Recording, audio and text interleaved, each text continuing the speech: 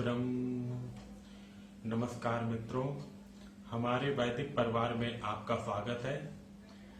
श्री वेद भाष्यकार श्री स्वामी शरण जी के मुख से वेद मंत्रों की सरल और प्रमाणिक व्याख्या सुनने के लिए हमारे YouTube चैनल को अधिक से अधिक लोगों तक पहुंचाएं, सब्सक्राइब करें, जिससे वेदों का प्रकाश घर घर तक पहुंच सके। आप कमेंट कर प्रश्न भी कर सकते हैं, हम सब प्रमाण उत्तर अवश्य देंगे। घर घर वेद मंदिर स्थापना अभियान में जुड़कर हमें सहयोग प्रदान करें। हमारा वेद भाष्य, वेदायन और अन्य वैदिक साहित्य घर बैठे प्राप्त करने के लिए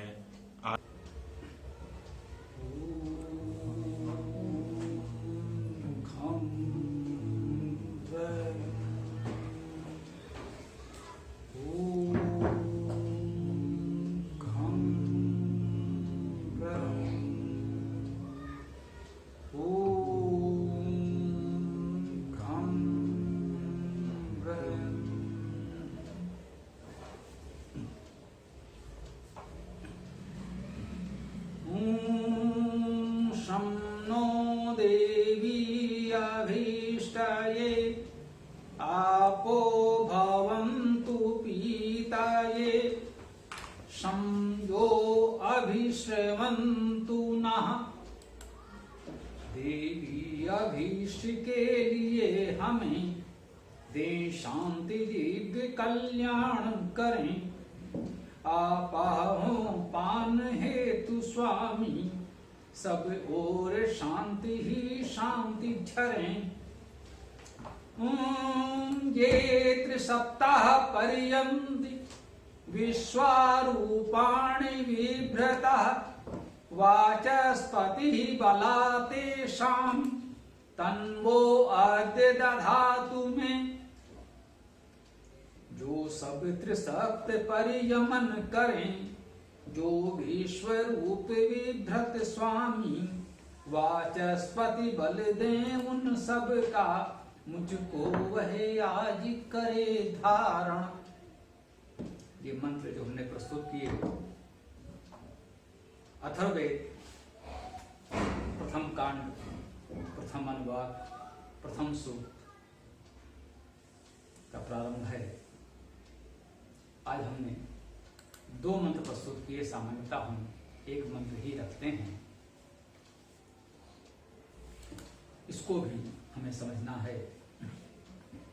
अथर्ववेद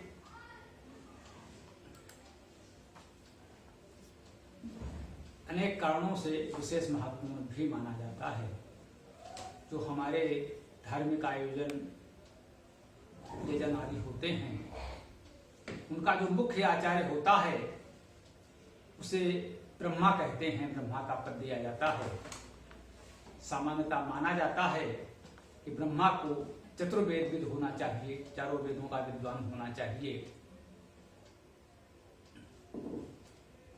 चार ऋत्विज होते हैं, चारों वेदों के अलग अलग विद्वान होते हैं, ऐसा माना जाता है, अपेक्षा है हमारी। सामान्यतः जो ब्रह्मा है उस पर अथर्ववेद का दायित्व होता है, यह विशेष बात है। अथर्ववेद का महत्व इससे विशेष रूप से प्रतिष्ठापित होता है। वैसे तो ब्रह्मा चतुर्वेद होता है, होना चाहिए, परंतु उस पर विशेष दायित्व अथर्ववेद का होगा। ऋग्वेद के लिए ऋत्विज होता है,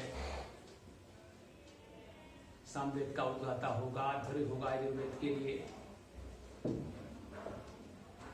ब्रह्मा पर दायित्व अथर्ववेद का विशेष रूप से है, उसके लिए अलग से कोई आचार्य नहीं होगा। ये अथर्ववेद की विशेषता भी कह सकते हैं, महत्ता भी कह सकते हैं। एक विशेष बात अथर्ववेद के संदर्भ में आज और निवेदन करनी है। जो दो मंत्र हमने पढ़े, हमने ये कहा कि ये अथर्ववेद का प्रारंभ है, प्रथम सूक्त का मंत्र है। सामान्यतः जो अथर्ववेद की संहिताएं प्रकाशित हैं हमारे इस क्षेत्र में, हमारे समाज में, हमारे अपने वैदिक परिजनों में जिस संहिता का प्रचार, पठन, पाठन, स्वाध्याय होता है, उसका प्रथम मंत्र ये त्रिसप्ताह पर्यंती है। स्पष्ट है। संहिताओं का प्रथम मंत्र जो मिलता है वो है ये त्रिसप्ताह पर्यंत विश्वारूपाणि विवृता वाचस्पति बला तेषां तन्वो अद्य दधातु। परंतु जो प्राचीन ग्रंथों के विवरण हैं, प्रतीक हैं, वेदों का प्रथम व्याख्यान ब्राह्मण ग्रंथों में हुआ, ऐसा सभी विद्वान आचार्य मानते हैं। सभी वेदों के अपने ब्राह्मण ग्रंथ हैं। उन ब्राह्मण ग्रंथों में वेद मंत्रों का व्याख्यान है, परिचय है, उनका धार्मिक आयोजनों में विनियोग कहा गया है। अर्थात किन मंत्रों का धार्मिक आयोजनों में, कर्मकांड में कहां कैसे उपयोग किया जाना है, यह विशेष रूप से बताया गया है। ब्राह्मण ग्रंथों का मुख्य विषय इसे माना जाता है। मंत्रों की व्याख्याएं भी हैं, प्रवचन है। तो बहुत से विद्वान ये भी मानते हैं कि चूंकि ब्राह्मण ग्रंथों में वेद मंत्रों का व्याख्यान है तो उनको विशेष महत्व दिया जाना चाहिए, जो स्वाभाविक भी है।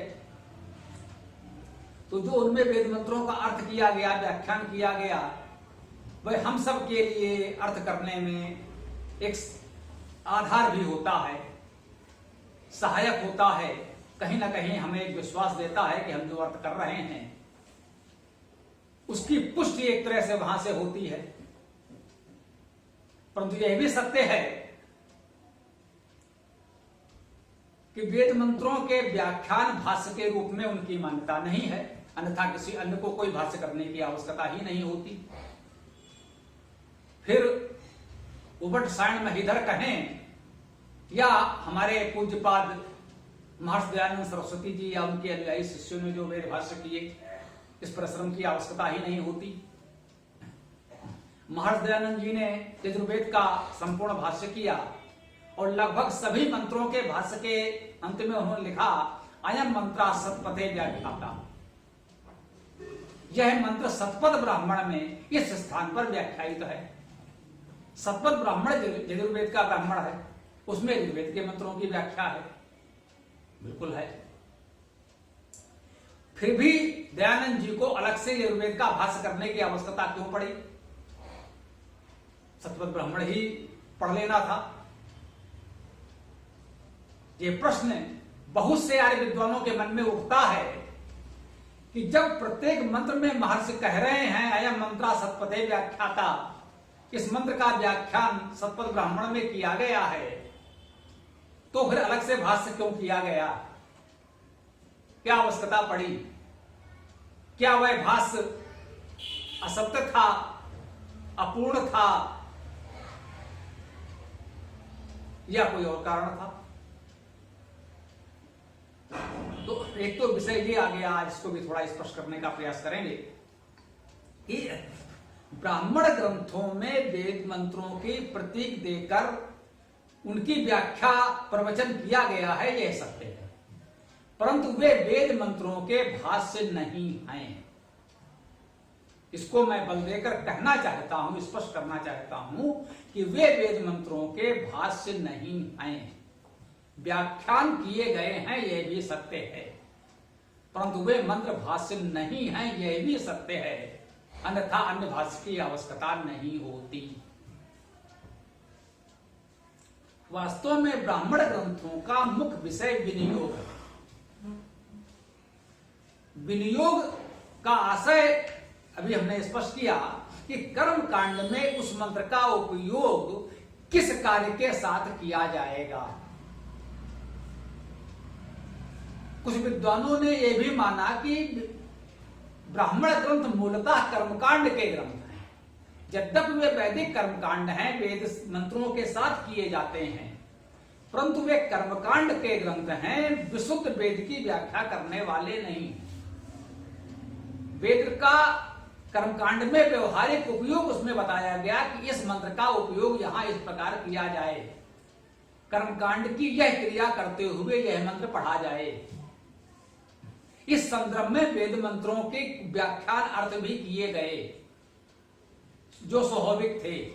अभी भी कर्मकांड में हम मंत्र पढ़ते हैं तो सामान्यतः आचार्य उनके मंत्रों के विषय में उन मंत्रों का कुछ संदेश बताते हैं जो आवश्यक है, अन्यथा केवल मंत्र का पाठ कर दिया जाए तो उसका उपयोग नहीं है। जब हम मंत्र पढ़ें तो उसका कुछ तो अर्थ बताएं, यह स्वाभाविक है, बताना ही चाहिए। तो ब्राह्मण ग्रंथों के रचनाकार विद्वानों ने मंत्रों के प्रतीक धर के उन मंत्रों के संदेश को बताने का प्रयास किया और ये बताया इन मंत्रों का उपयोग कर्मकांड में कहां कैसे किया जाएगा। इस व्याख्यान में बहुत सी ऐतिहासिक घटनाएं, कहानियां आदि भी बताई, जैसे वैवस्वत मन और जल प्रलय की कथा सतपथ ब्राह्मण में ही सर्वप्रथम प्रामाणिक रूप से उपलब्ध है। वेद में तो इतिहास नहीं मिल सकता, वेद में तो किसी व्यक्ति विशेष या किसी घटना का उल्लेख नहीं हो सकता, ब्राह्मण ग्रंथों में हो सकता है। इसलिए महर्षि दयानंद सरस्वती जी ने यह माना कि ये ब्राह्मण ग्रंथ ही वास्तव में इतिहास के प्राचीनतम ग्रंथ हैं। वास्तव में पुराण का मूल बीज वही है। वास्तविक पुराण, वैदिक पुराण जिन्हें कहा जाना चाहिए, वो ये ब्राह्मण ग्रंथ ही हैं। ब्राह्मण आरण्यक उपनिषद ग्रंथों में कुछ ऐतिहासिक घटनाएं, कुछ प्रेरणाप्रद कहानियां हमें मिलती हैं। यही पुराण रचना का आधार था कि हम प्राचीन इतिहास को कहीं ना कहीं उसमें उल्लेख कर रहे थे। बाद में विद्वानों को यह लगा कि इन सारे इतिहास को क्रमबद्ध रूप से संकलित किया जाए, और जो पुराने इतिहास को संकलित किया गया तो उसे पुराण कहा गया।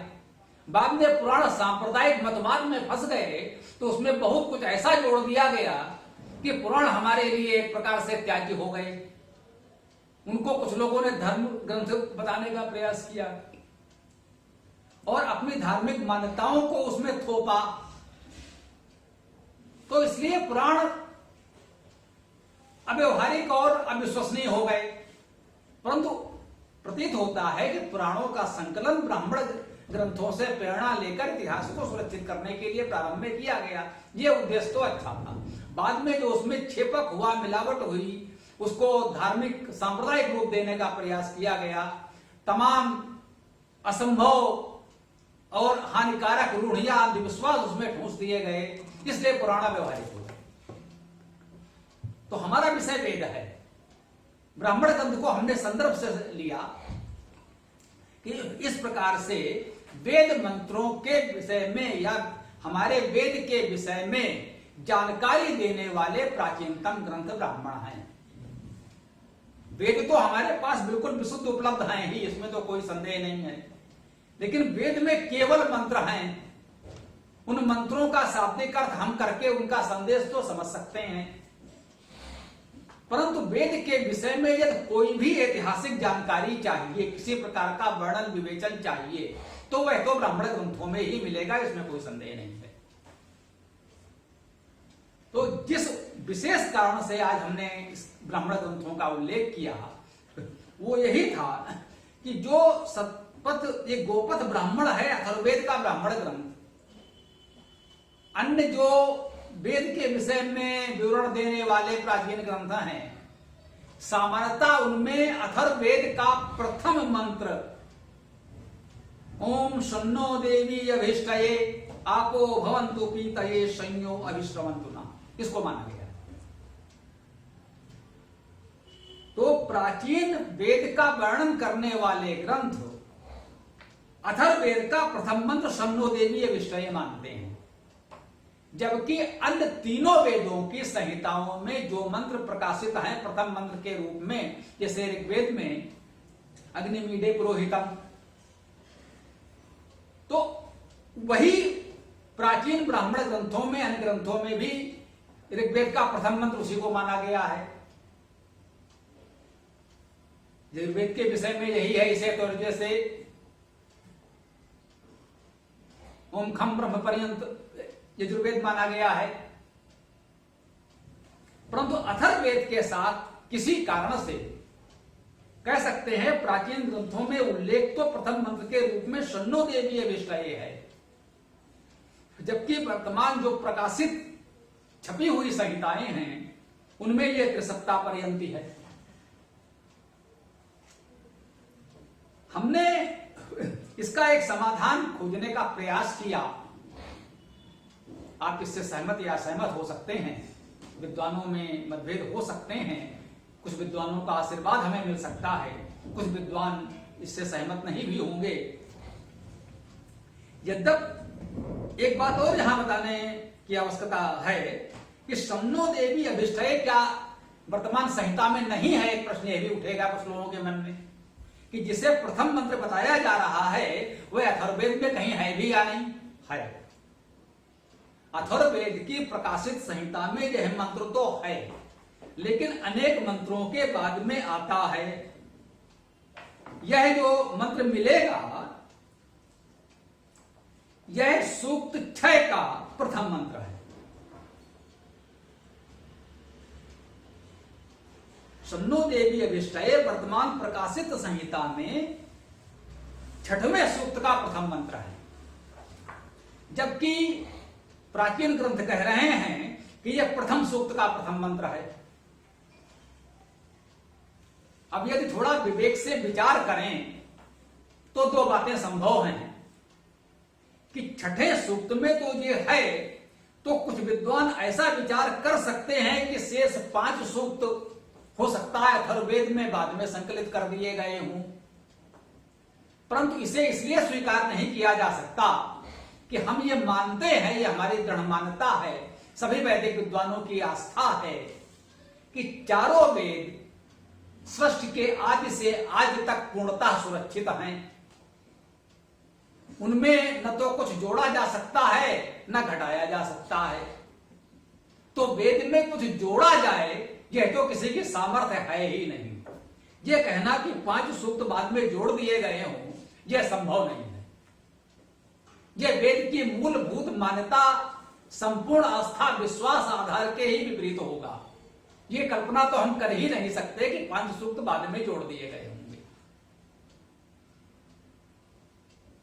यह हो सकता है कि इस मंत्र को प्रथम सूक्त में भी पढ़ा गया हो और 6ठे सूक्त में भी पढ़ा गया हो,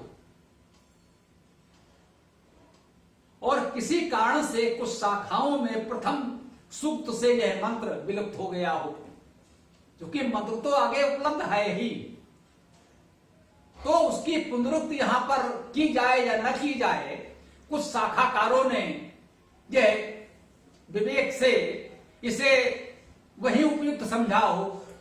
अब यहां बात शाखा और शाखाकारों की भी आ गई। इसे भी समझ लें कि वेद की शाखाएं क्या हैं और ये शाखाकार क्या होते हैं, ये भी गंभीर विषय है।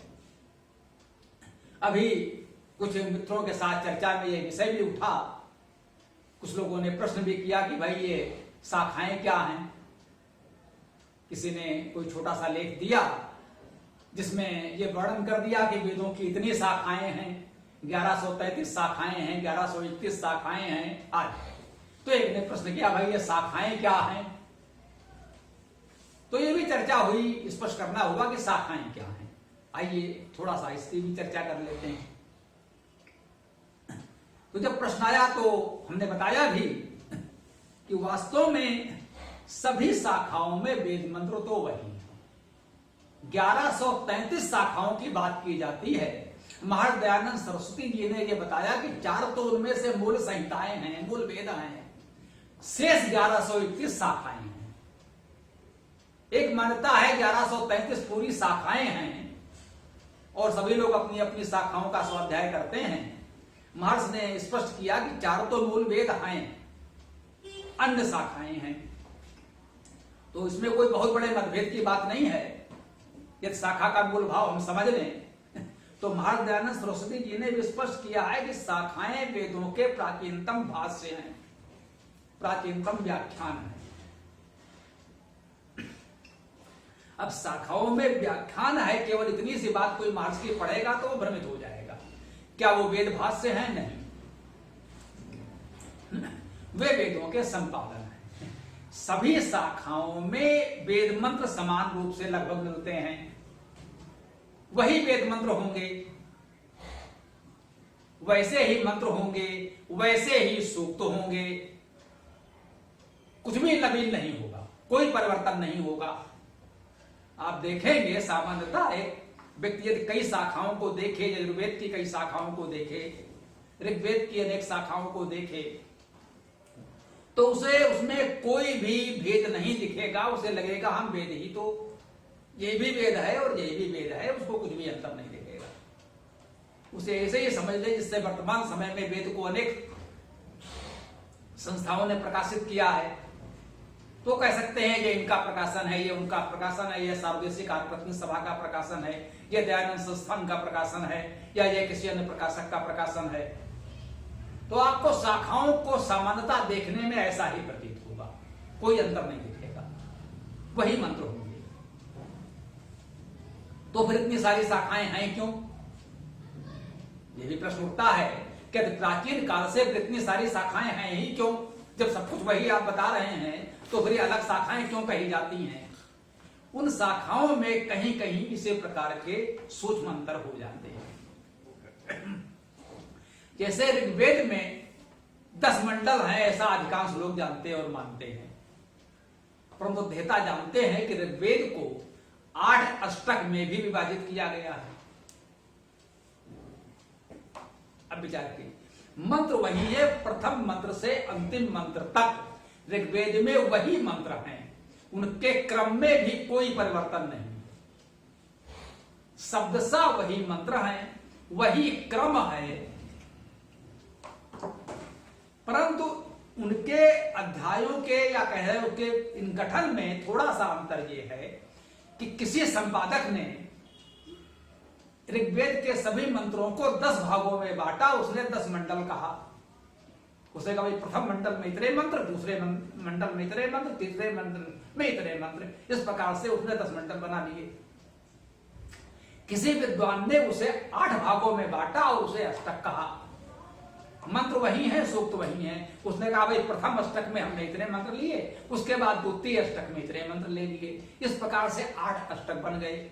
उसने प्रत्येक अष्टक के 8 वर्ग बना दिए। तो इस प्रकार से ऋग्वेद में 8 अष्टक और 64 वर्ग हो गए। दूसरे विद्वान संपादक ने उसे 10 मंडल में विभाजित किया और 10 मंडलों को 85 सूक्तों में विभाजित किया।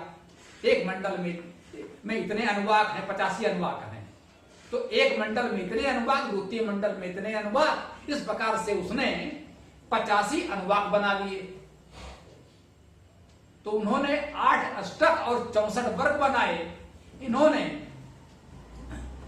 10 मंडल और 85 अनुवाक बना लिए। मंत्र वही है, क्रम वही है, या मैं फिर स्पष्ट कर रहा हूं, दोहरा रहा हूं। वही मंत्र वही क्रम से 8 अष्टक और 64 वर्ग में विभाजित कर दिए गए और 10 मंडल 85 अनुवाक में विभाजित कर दिए गए। तो यह संपादन अलग हो गया। जब उनका संहिता हम पढ़ेंगे तो हम 8 अष्टक के 10 से पढ़ेंगे, 8 भागों में बांटेंगे। इनके संहिता पढ़ेंगे तो 10 मंडल के रूप में पढ़ेंगे। अब यह सांप्रदायिक विवाद होगा कि नहीं साहब मेरे गुरुजी वाला ज्यादा ठीक है, नहीं, मंत्र वही है, सब कुछ वही है, कोई अंतर नहीं है। और ये कहें कि सूक्त भी वही है।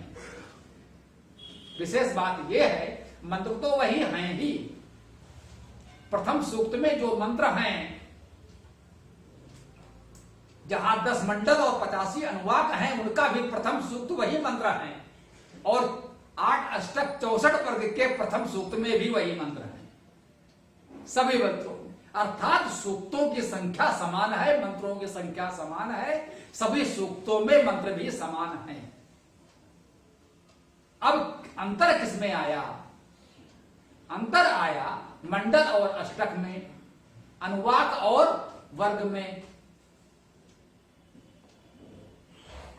मंत्र और सूक्त समान है।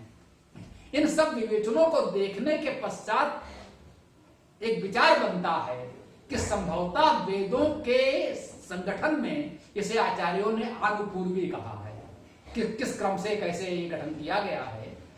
तो उसमें सूक्त प्रधान है। मंत्र तो इकाई है ही, सबसे छोटी इकाई मंत्र है, हम जानते हैं।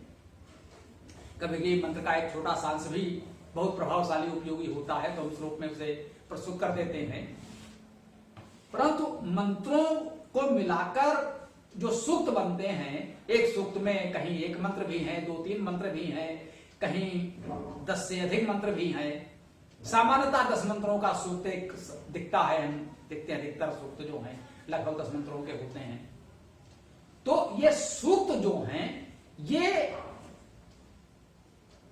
हमारे मूल इकाई हैं वेद मंत्रों के गठन के, क्योंकि ये सभी संपादनों में एक समान मिल रहे हैं। इसे ऋग्वेद का हमने उदाहरण दिया, तो सामवेद में भी यही बात होगी, अथर्ववेद में भी यही बात होगी, सूक्त वही होंगे।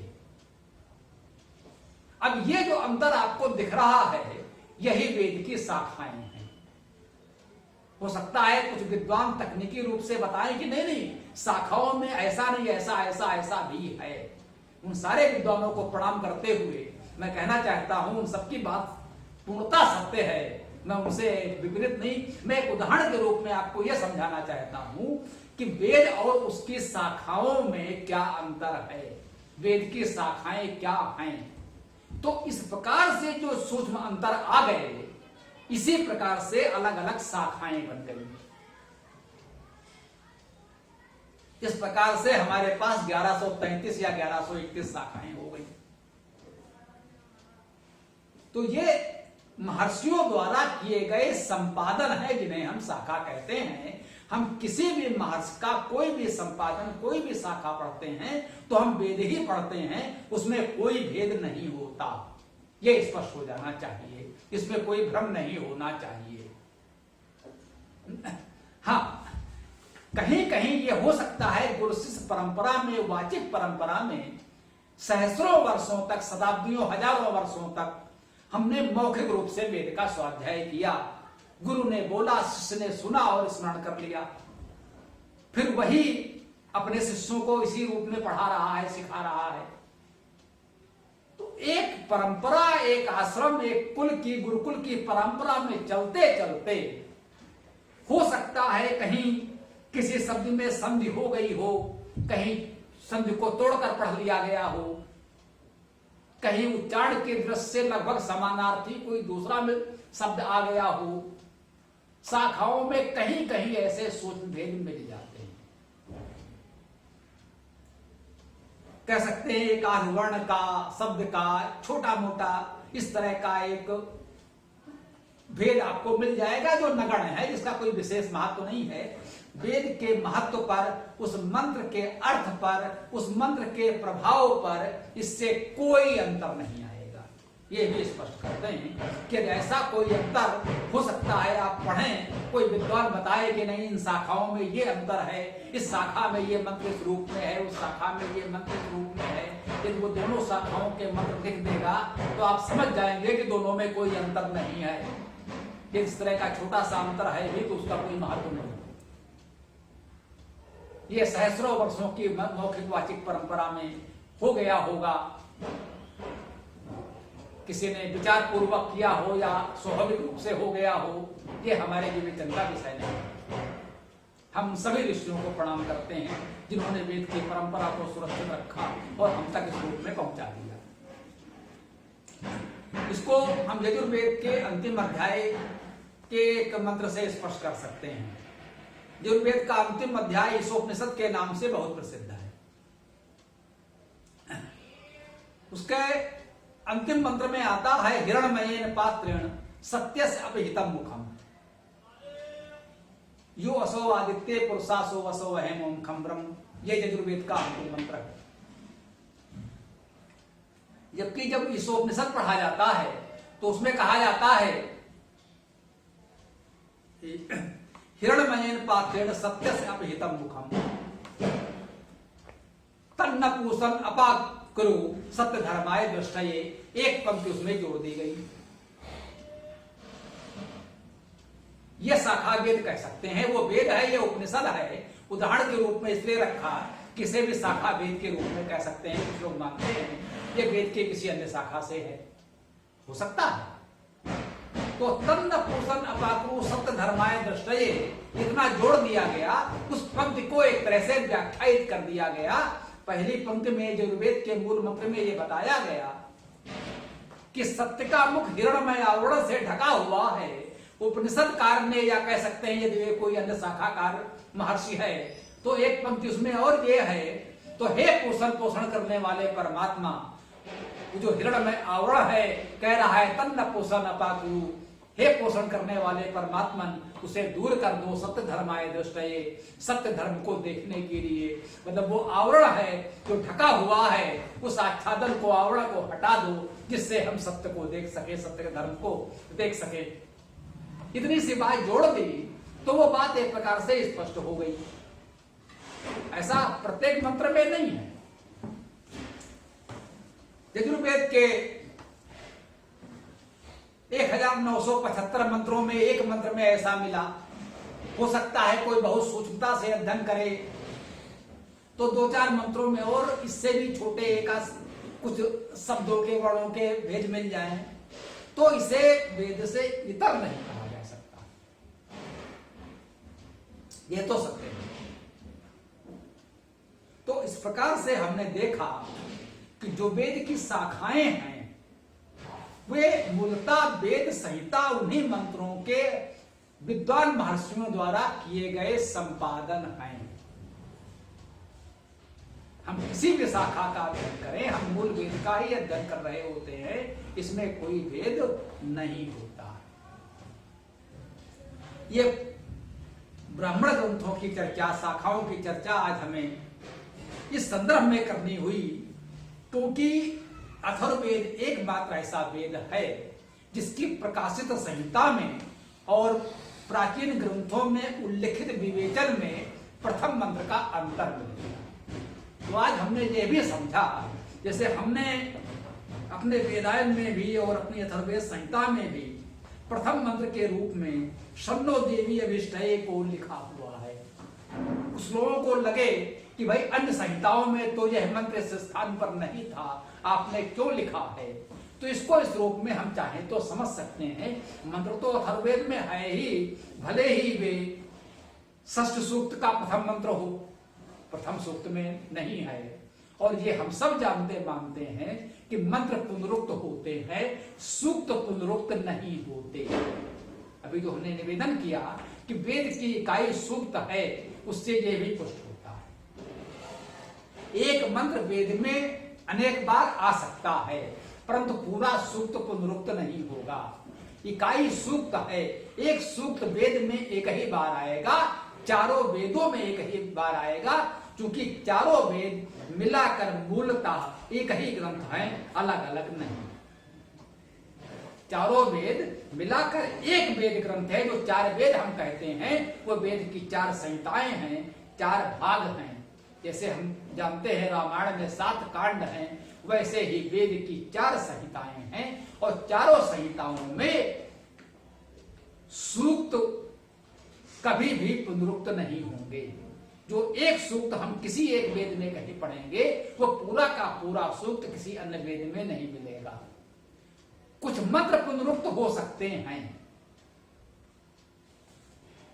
ये मंत्र इस सूक्त में, इस वेद में भी है, वही मंत्र किसी अन्य वेद में, किसी अन्य सूक्त में हो सकता है, या उसी वेद के किसी अन्य सूक्त में वह मंत्र पुनः आ सकता है। तो उस सूक्त में जो पूरी बात कहने का प्रयास किया जा रहा है, उस दृष्टि से उस मंत्र को लेना उचित समझा गया। उस मंत्र के साथ उस सूक्त की बात पूरी स्पष्ट हो जाएगी। यहां पर एक बात और समझ लें, जो समाज में कभी कभी भ्रम विवाद की स्थिति उत्पन्न कर देते हैं। वेद का कोई एक मंत्र ले लिया और देखिए साहब, वेद में तो इस मंत्र में ये कहा गया है, पूरी बात आपने समझी। इसीलिए हमने अभी निवेदन किया कि वेद की इकाई सूक्त है। तो जब भी किसी मंत्र पर कोई इस तरह का भ्रम हो कि इस मंत्र में ये बात कही गई है, क्या ये उचित है, क्या ये वेद की मूल भावना है, उसकी अवधारणा स्पष्ट करती है, तो कृपया पूरा सूक्त पढ़ लें। वह मंत्र जिस सूक्त से बताया जा रहा हो, कहिए वो पूरा सूक्त पढ़ दीजिए, आपका सारा भ्रम दूर हो जाए। उदाहरण देने का समय नहीं है। तो जब भी कोई एक मंत्र या उसका कोई भाग प्रस्तुत करके उसका कुछ अनर्थ करना चाहे, भ्रम उत्पन्न करना चाहे, तो उससे कहिए भैया जरा ये पूरा सूक्त पढ़ लीजिए। जब पूरा सूक्त पढ़ेंगे, उसका अर्थ करेंगे, तो वो स्पष्ट हो जाएगा, है ना। तो ये भी हमें समझना है। आज मंत्र की व्याख्या हम नहीं करेंगे, क्योंकि ये विवेचन उसकी भूमिका के रूप में काफी चर्चा हो गई। जो भ्रम की स्थिति है, यहां से हम अपनी बात को विराम देंगे। सामान्यतः एक मंत्र भी नहीं, एक मंत्र का एक छोटा सा शब्द लोग ले आते हैं, पदभ्याम शूद्रो अजायत। बिल्कुल सत्य है, वेद में है। पदभ्याम मतलब पदों से शूद्रो अजायत, शूद्र उत्पन्न होता है। बिल्कुल ठीक। पदभ्याम का अर्थ हुआ पैरों, पदों से, पैरों नहीं, पद शब्द आया है, इस पद शब्द का अर्थ पैर ही नहीं होगा। पदभ्याम पदों से, पदों के लिए, पदों द्वारा। पदभ्याम के 3 अर्थ हैं, ये भी समझें। संस्कृत व्याकरण में तृतीया, चतुर्थी, पंचमी तीनों विभक्तियों में द्विवचन में पदभ्याम का प्रयोग होगा। चूंकि पदभ्याम द्विवचन में प्रयोग हो रहा है, इसलिए इसका अर्थ पैरों से लेना उचित है, हमें कोई आपत्ति नहीं है। पद धातु का अर्थ चलना होता है, चलते हम पैरों से हैं, इसलिए पदभ्याम का अर्थ, यदि पद शब्द का अर्थ पैर लिया जाता है तो ठीक, कोई बात नहीं। पदभ्याम का अर्थ हुआ पैरों द्वारा, पैरों के लिए, पैरों से। अजायत उत्पन्न हुआ, शूद्र पैरों के लिए उत्पन्न हुआ, पैरों से उत्पन्न हुआ, पैरों के द्वारा उत्पन्न हुआ। कुल मिलाकर पद अर्थात चलने के कार्य के लिए उत्पन्न हुआ। इतनी सी बात को लेकर लोग समाज में विवाद उत्पन्न करते हैं। साहब वेद ने तो कह दिया शूद्र पैरों से उत्पन्न हुए। हाँ कहा, मैं पूरे गर्व से कहता हूं कि कहा। जब आप पूरा पुरुष सूक्त पढ़ेंगे, ये पुरुष सूक्त में आया है, तो उसके तुरंत बाद वो कहता है पदभ्याम भूमि यथोपुरा, पदभ्याम शूद्रो अजायत, पदभ्याम भूमि अजायत। इन्हीं पैरों से पृथ्वी भी उत्पन्न हुई है। तो यदि पैरों से उत्पन्न होने से शूद्र को आप अछूत निम्न मानते हो, तो पृथ्वी भी उसी गति को प्राप्त हो गई। शूद्र और पृथ्वी का स्थान समान है, दूर नहीं जाना है। उसी पुरुष सूक्त को कह दीजिए, उनसे जरा पूरा पढ़ दीजिए। विवेचन का समय में पुरुष सूक्त पर हम चर्चा कर चुके हैं, लेकिन यहां इस संदर्भ में बात आ रही कि पूरा सूक्त पढ़ने से बात आती है। तो उदाहरण के रूप में हमने लिया कि जब तुरंत वो कह रहा है, तत्काल वो उसके पश्चात कह रहा है कि ये भूमि भी पदभ्याम अजायत, पैरों से ही उत्पन्न है, पैरों के लिए उत्पन्न है, पैरों के द्वारा उत्पन्न है। तो शूद्र और भूमि का स्थान तो समान हो गया। तो यदि शूद्र को नहीं छू सकते तो पृथ्वी को भी मत छुओ, उससे भी दूर रहो। कैसे जीवन चलेगा भाई? पृथ्वी को तो हम प्रणाम करते हैं, नमन करते हैं, कहते हैं प्रातः काल उठ करके ही हम पृथ्वी माता को नमन करते हैं। माता भूमि पितरो हम पृथ्व्या, हमने कहा, वेद ने कहा कि पृथ्वी हमारी माता है, हम इसके पुत्र हैं। तो वो भी पदभ्याम अजायत, शूद्र भी पदभ्याम अजायत। तो एक पूरे संदर्भ में जो हमने पूरे सूक्त को पढ़ा, जब पूरा सूक्त पढ़ेंगे, पूरा सूक्त तो ऐसे और भी है, अच्छी अच्छी जानकारियां मिलेंगी। आज वो विषय नहीं है हमारा। तो ये बात अवश्य स्पष्ट हुई कि वेद की शाखाएं क्या हैं, ब्राह्मण ग्रंथों का महत्व क्या है, और वेद की इकाई सूक्त है, मंत्र नहीं। पूरा सूक्त हमें पढ़ेंगे तो बात हमारे लिए पूरी तरह स्पष्ट हो जाएगी। तो आज संयोग से अथर्ववेद का प्रारंभ था, प्रथम मंत्र की चर्चा करनी थी, उसकी भूमिका के रूप में हम लोगों ने वेदों के विषय में प्रारंभिक जानकारी प्राप्त कर ली। अब वेद मंत्र का अर्थ हम अगली बार प्रस्तुत करेंगे। दोनों मंत्रों को, हमारा विचार था दोनों मंत्रों के अर्थ पर चर्चा कर देंगे, परंतु यह जानकारी आवश्यक संदर्भ बस आ गई, यह उपयोग। पूरा वीडियो देखने के लिए बहुत बहुत धन्यवाद। कमेंट में अपने विचार अवश्य दें। आपको कोई भी प्रश्न पूछना हो तो कमेंट बॉक्स पर कमेंट कर सकते हैं। डिस्क्रिप्शन में वेबसाइट का लिंक दे दिया गया है, उसमें अधिक जानकारी प्राप्त कर सकते हैं। धन्यवाद। ओम खम ब्रह्म।